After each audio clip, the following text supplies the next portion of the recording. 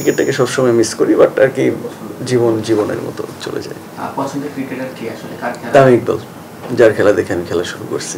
আর সম্প্রতি সময় তো বাংলাদেশ দুটো টি20 সিরিজ হ্যাঁ, যে পাকিস্তানের সাথে। হ্যাঁ, কি বলবেন আসলে একদম টিমটা আমাদের নতুন টিমটা খুবই দুর্দান্ত। আমি যেটা বলবো খুবই দুর্দান্ত টিম, অ্যান্ড আমার মনে হয় সবার টেম্পারমেন্ট যদি একটু ধরে রাখতে পারে ঠিকঠাক, অ্যান্ড আগের যে টিমটা ছিল ওটা থেকে এখন কিন্তু অনেক অ্যাডভান্সড একটা টিম।